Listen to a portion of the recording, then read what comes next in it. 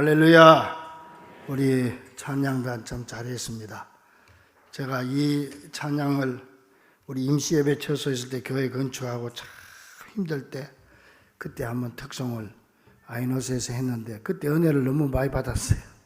그래서 늘 마음속으로 이 노래를 처음 들었지만은 누구도 부인 못해. 그건 꼭 안 잊어버리고 생각이 나. 그래서 내가 오늘 그 노래 한번 불러줬으면 좋겠다. 내가 신청곡이에요. 네. 감사합니다. 오래전에 부목사님하고 한번 신방을 가는데 본거창 안에서 노래가 나오는데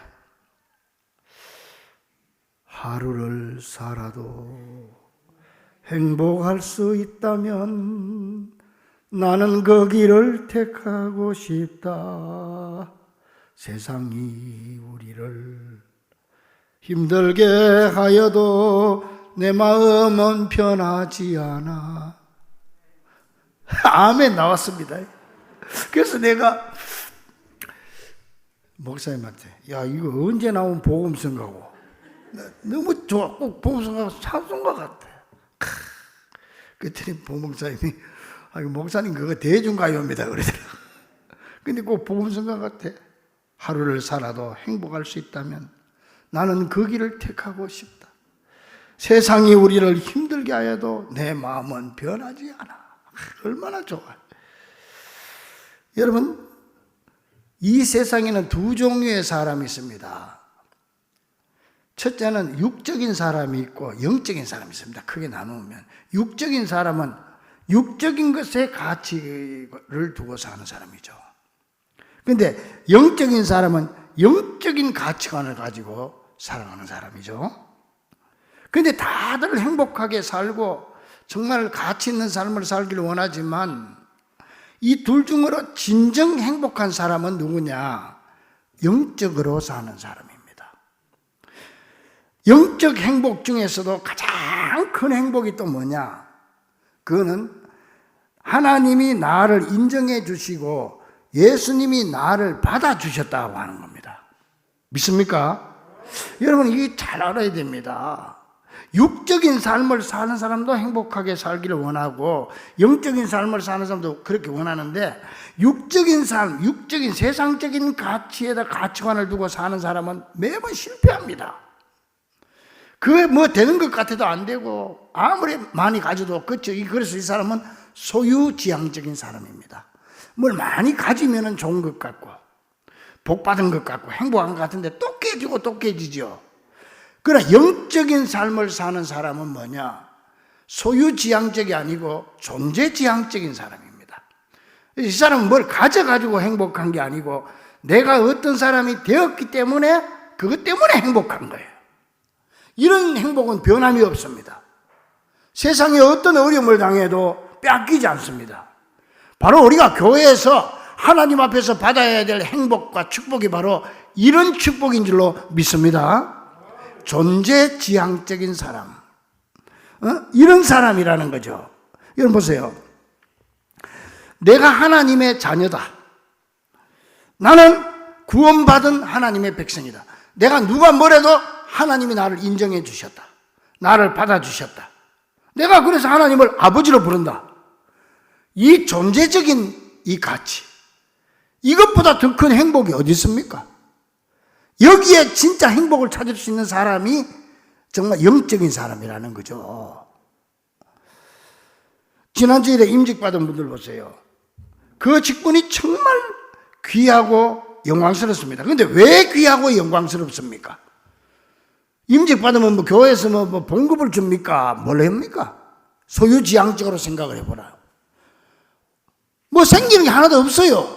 그러니까 소유지향적인 사람이 생각하기는 그 쓸데없이 뭐 그런 거 교회에서 직분 받아봤자 골치만 아프지 그거 그거 좋냐 이렇게 얘기하는 거예요. 가치관이 다르기 때문에. 그런데 영적인 사람은 그걸 볼 때 야 정말 귀하구나, 정말 큰 축복 받았구나, 정말 하나님의 자녀로서 하나님의 백성으로서 정말 하나님께 인정받고 사람들 성도들에게 인정받았다고 하는 거 진짜 큰 축복이야, 축하해, 그럴 수가 있는 거예요. 그래서 옛날 복음성가 중에요, 이런 노래가 있었어요. 세상 사람 날 부러워 아니하여도 나도 역시 세상 사람 부럽지 않네. 하나님의 은혜를 생각할 때에 할렐루야 찬송이 저절로 나네.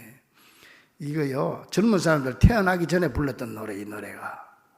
세상 사람 날 부러워 아니하여도 나도 역시 부귀영화 부럽지 않네. 하나님의 자녀된 것 생각할 때에 할렐루야 찬송이 저절로 나네. 하나님의 자녀된 걸 생각할 때 할렐루야, 나는 행복하다는 거예요. 우리 모든 성도들 이런 영적인 축복을 깨닫는 귀한 성도들이 되기를 주의 이름으로 간절히 축원합니다. 물론 처음 교회 나올 때는 세상적 가치관을 가지고 나오지요. 어린아이 때는 과자 하나 주면 좋다고 그러지요. 응? 우리 손녀도 보니까 내 목욕실에 쫓아 들어오는데 이놈이 날 좋아서 왔는가 싶었더니 내가 안으려고 그랬더니 싹 비껴가지고 서랍으로 탁 갔어요. 서랍을 여는 그 서랍에 과자가 들었거든, 거기. 그래서 이게 나를 진심으로 사랑하는 게 아니구나. 어린아이 때는 괜찮아. 이게 중학생, 고등학생, 대학생 돼가지고도 내한테 와서 서랍 열고 뒤지면 그 사람이 되겠어, 그게? 우리도 처음 교회 나올 때는 그런 사고방식을 가지고 나올 수 있어요. 소유지향적인, 육적인 생각으로. 그런데 차츰차츰 예수 믿고 변해가서 영적인 사람으로 변해가야지. 세상 것보다, 소유보다 더 중요한 게 존재구나. 내가 어떤 사람이 되었다는 것이 중요한 거구나. 여기에 만족을 느끼고 행복을 느껴야 되는 거 아니에요. 하루는요, 예수님께서 한 마을로 지나가시는데 그 동네에 사는 이제 마르다와 마리아라고 자매가 있어요.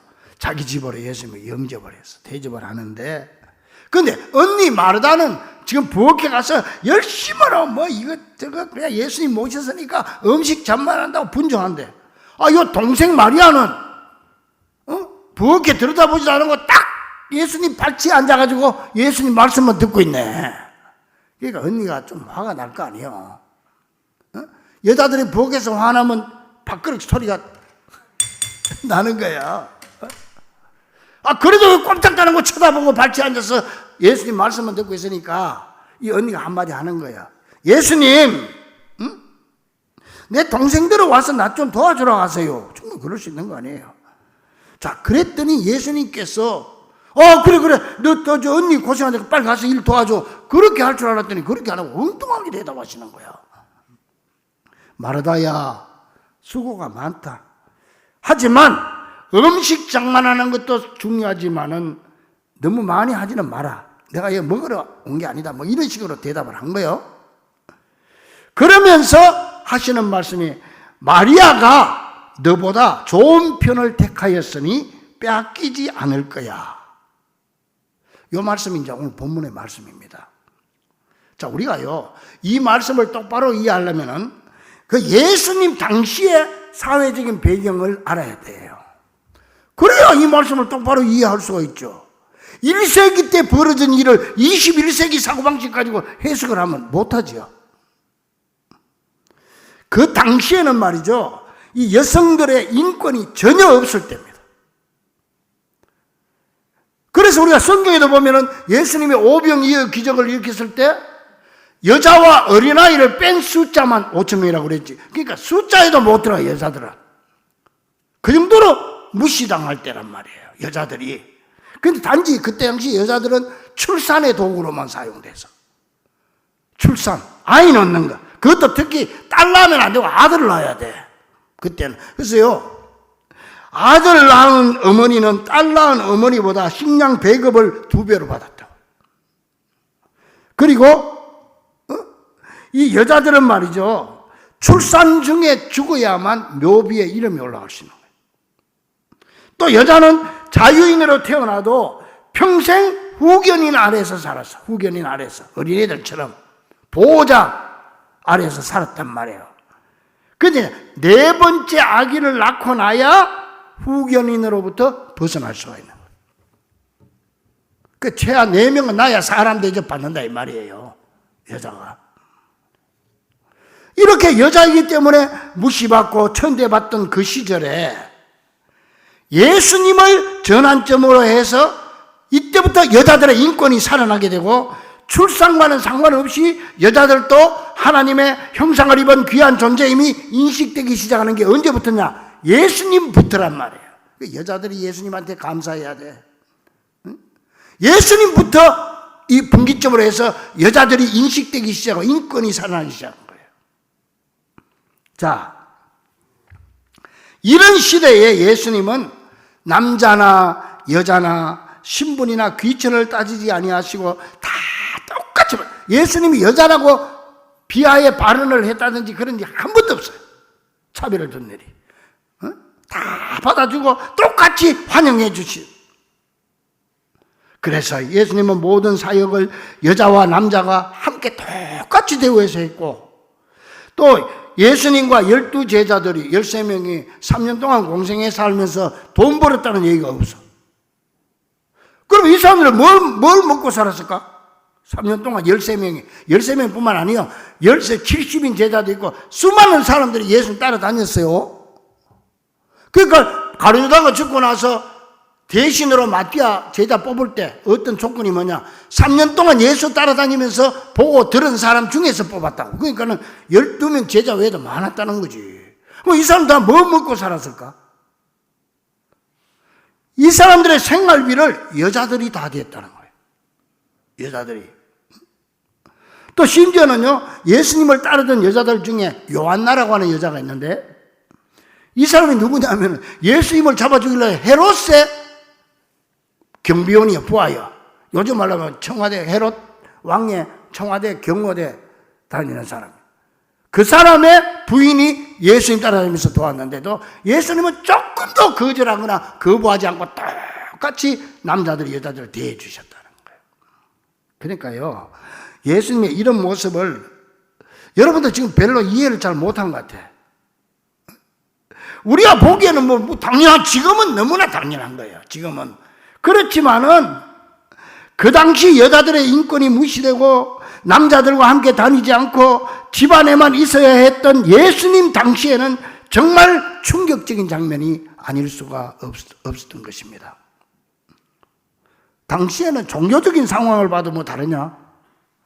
다를 게 없어요. 여자들의 인권은 종교적으로도 짓밟혔습니다. 유대교의 율법책인 성경 다음으로 본다는 토라라고 하는 책이 있었어요. 율법책 토라.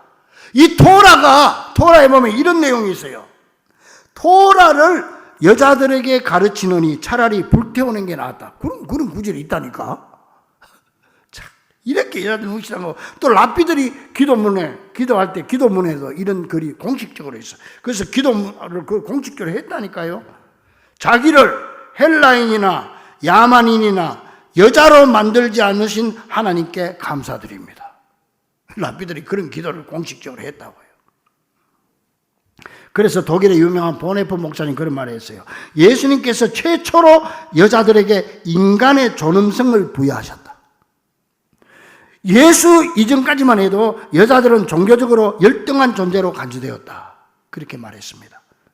또 그 당시 여자는요, 아무리 나이가 많고 똑똑해도 법적으로 전혀 교육을 받지 못했을 뿐만 아니라 그냥 여자는 남자의 소유 재산에 불과했습니다.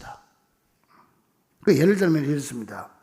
지금 내 차가 파손이 되면 배상금을 누가 받아? 내가 받잖아요. 내가 주인이니까. 그런데 그 당시는 말이죠.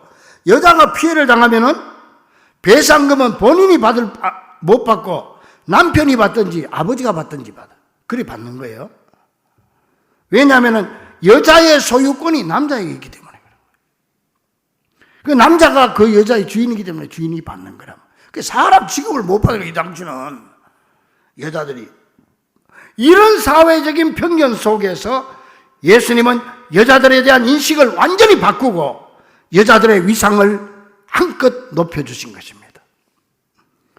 그래서 바울은 말했습니다. 갈라디아 3장 26절 이하에서 너희가 다 믿음으로 말미암아 예수 그리스도 안에서 하나님의 아들이 되었으니, 무슨 말이냐? 이 아들은 우리 아들이라는 게 자녀가 됐다는 얘기예요. 믿음 하나로 모든 사람 다 똑같이 하나님의 자녀가 되었다. 차별이 없다. 너희는 유대인이나 헬라인이나 종이나 자유인이나 남자나 여자나 다 그리스도 예수 안에서 하나이니라. 무슨 말이에요? 남녀가 공히 예수 그리스도 안에서 똑같은 자격으로 하나님의 자녀가 되었다. 할렐루야. 바울이 이 당시에 지금 그런 얘기를 했다고 하는 거, 이거는요, 지금은 우리가 뭐 당연하지만은 그때 사고방식으로 봐서는 상상도 하지 못할 폭탄 선언입니다. 그 말이. 예수님 당시에는 또 여자들은 유산도 받을 수가 없었어요. 만약 아버지가 아들 없이 딸만 두고 죽으면은 그 재산은 다 딸한테 주는 게 아니고 가까운 남자 친척한테 다 줘요. 여자들은 딸이라도 안 주는 거예요. 그런데 바울은 뭐라 성경에 보니까 아들에게만 주던 것을 이제는 하나님이 예수님을 통해서 여자에게도 똑같이 준다. 그런 말합니다. 갈라디아 4장 7절에 그러므로 내가 이후로는 종이 아니요 아들이니 아들이면 하나님으로 말미암아 유업을 받을 자니라. 여기서 자꾸 아들 남성 아들을 말하는 게 자녀란 말이에요. 여자든 남자든 누구든지 유대인이나 자유인이나 남자나 이방인이나 노예나 여자나 다 포함해서 하나님의 유산을 받고 유업을 받을 자격을 갖춘 사람들이다. 그렇게 성경은 선언하고 있는 거예요. 자, 이제 우리가 그런 시대적인 상황을, 배경을 염두에 두고 이제 다시 오늘 본문으로 들어가 봅니다. 그런 생각을 하면서 들어가야 돼요. 하루는 예수님이 마리아와 마르다 집에 초청을 받아 갔지요. 그런데 그런 여자들의 그런 인권 상황 속에서, 학대 속에서 마르다는 이것저것 대접할 거 준비하느라 바빴습니다. 그런데 그 동생 마리아는 언니를 도와줄 생각은 안 하고 딱 예수님 발치에 앉아가지고 예수님의 말씀을 지금 듣고 있는 겁니다. 그러니 참다 못한 언니 마르다는 화가 나가지고 예수님께 하소연했고, 예수님은 마르다야, 마리아는 이 좋은 편을 너보다 좋은 편을 택하였으니 빼앗기지 아니하리라. 그 얘기가 본문이죠. 요즘 많은 사람들이요, 이 내용을 오해하는 경우가 많습니다. 여러분들도 아마 그렇게 생각했을 수도 있어요. 이 내용 그냥 너무 분주하게 서두르면 안 된다라든지, 또 그렇게 설교하시는 분들도 많이 있어요. 또 뭐 바쁘게 활동하는 것보다 고요하게 예수님의 말씀을 묵상하는 게 더 낫다. 아니면 예수님은 봉사하는 것보다 하나님의 말씀 듣는 걸 더 원하신다. 뭐 이렇게 설교도 하고 그렇게 이해를 많이 해오고 있습니다. 전혀 틀린 얘기는 아니지만, 그러나 여러분, 분명한 사실은 말이죠, 예수님 시대, 그 1세기에는 그렇게 이해할 사람은 아무도 없었다는 거예요. 그 당시는 그런 식으로 이해했던 사람이 전혀 없었다는 거예요. 이해할 수가 없다는 거예요, 당시에는. 우리가 성경을 보면서 항상 오해하기 쉬운 거는 1세기 사건을 21세기 개념으로 이해한다는 겁니다. 그러니까 정확한 뜻을 이해할 수 없을 뿐만 아니라 잘못되고 편협한 이해를 할 수밖에 없는 거죠. 불과 100년 전만에 한번 봅시다. 이게 2000년 전 얘기인데 100년 전만에 우리나라 처음에 기독교가 130년 전에 들어와서 조금 돼서 한 100년 전쯤 봅시다. 서울에 안동교회가 있습니다. 안동교회. 거기에는 주로 양반들이 많이 나와서 옛날에 윤보순 대통령 가족들 다 거기 나오고 양반교회, 그 교회가. 그런데 그 당시에 이 용인, 수원 이쪽에 백정들, 그때 신분 백정들이 많이 살았어요. 그래 처음인데 이 사람들은 이름도 없는 사람들이 옛날에 뭐 김서방, 이서방, 이랬지 뭐 이름도 없어. 그냥 선교사들이 이름 다 지어주고 다 그 예수 믿게 하고 다 이렇게 했습니다. 그러니까 이 사람들이 예수 믿게 되니까 교회가 없으니까 어디야? 서울 안동교회까지 가는 거예요, 수원에서. 그 말 타고 가든지 뭐 걸어가든지 뭐 종들이 뭐 걸어갔겠지. 그래 가가지고 상투 꺾고 앉아가지고 그 사람들 양반네들하고 같이 교회에서 예배를 드리는데, 교회에서는 형제여 자매여 우리는 다 똑같습니다 그러고 이러니까 막 이 양반들이 속이 짙으니까 같이 예배 드릴 수가 없어. 어떻게 우리가 저 쌍끝들하고 같이 형제냐, 같이 말이지 똑같이 취급을 받냐. 그래 참다 못해가지고 양반들이 그 교회를 놔버려서 개척한 교회가 성동교회입니다. 서울의 성동교회 지금도 있어요. 100년 전만 해도 그랬단 말이에요. 그런데 지금 우리가 2000년 전에 이 말씀을 이해하려면 21세기 사고방식 가지고 이해를 하면 안 된다는, 그때 상황으로 돌아가서 이해를 해야 올바른 이해가 나온다는 거죠. 자 보세요 여러분. 분명히 예수님은 발치에 앉아 말씀을 듣는 마리아를 칭찬하셨고 아주 좋은 선택을 했다고 칭찬했는데, 그렇다면 예수님이 마리아의 어떤 점을 보고 칭찬해 줬을까요? 또 이 사건을 바로 이해하려면 또 그때 시대적인 상황으로 또 돌아가야 됩니다. 또 2000년 전 돌아갑니다. 39절에 마리아는 주의 발치에 앉아 예수의 말씀을 들었다 그랬죠. 그런데 그 당시는 말이죠, 누군가의 발치에 앉는다 이 말은 그 사람의 제자가 된다, 그런 의미의 관용구입니다. 자 그러면 조금 이해가 되지요. 그냥 발치에 앉아서 말씀 듣는 게 아니고, 이 마리아는 예수님 발치에 앉았다고 하는 말은 내가 예수님 제자가 되겠습니다 나선 거예요. 지금 여자가 감히 그 시대에 이 마리아가 대단한 여자지, 어떻게 그런 생각을 해요. 사도 바울도 사도행전 22장 3절에 보니까 나는 유대인으로 길리기아 다소에서 났고 이 성에서 자라 가말리엘의 문화에서 우리 조상들의 율법에 엄한 교훈을 받았다 그랬는데, 가말리엘의 문화생, 우리 문화생 제자들 문화생 그러죠. 공부하는 문화. 요 문화라는 말하고 발치라는 말하고 같은 말이에요. 그러니까는 같은 말을 사도행전에서는 문화생이라고 번역을 했고, 요 오늘 본문에서는 발치라고 번역한 거예요. 내용은 같은 거예요. 그러니까 언니 마르다는 그 당시에 문화적 상황에서 여자의 가치를 부여하던 일인 집안 청소와 음식 만드는 일, 당연히 그 일을 했고, 이 동생 마리아는 그 당시 상황에서 남자의 가치를 부여하던 일을 했다는 거예요. 그래서 지금 마리아는 그 당시 여자로서는 상상할 수도 없는 행동을 지금 하고 있는 겁니다. 집에 귀한 손님이 오면 여자가 당연히 부엌에 있어야지. 어디 남자들의 공간인 거실에 와가지고 그것도 그 귀한 손님의 발치에 딱 앉아가지고 또 그것도 그분의 제자가 된다고 나설 수가 있습니까? 상상할 수 없는, 그때로서는. 그런데 예수님은 지금 그런 마리아를 용납해 주시고 받아주시고 칭찬하고 계시는 거예요. 그러니까 그 당시 상황으로 볼 때 마리아는 여자들이 감히 상상도 못할 일을 지금 하고 있었고, 예수님은 그걸 허용하셔서 당신의 제자로 지금 여자들도 남자들도 똑같이 받아주고 있는 거예요. 지금 이게 엄청난 사건이죠.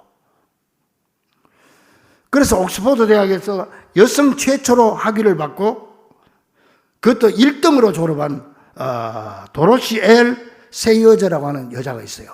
학자가 있고 목사기도 하고 이분이. 그런데 이분이 단테의 신곡을 번역한 사람, 유명한 사람인데 이 사람이 이런 말을 했어요. 마리아와 마르다에 대한 설교들은 왠지 하나같이 본문의 핵심을 비껴간다. 그렇지 않은 설교를 여태 들어보지 못한 것 같다. 물론 마리아는 좋은 편을 택했다. 마르다는 여자의 일을 한 반면 마리아는 남녀를 떠나 여느 제자처럼 행동했다. 바로 그 부분이 쉽지 않은 도전이다. 그렇게 말했습니다.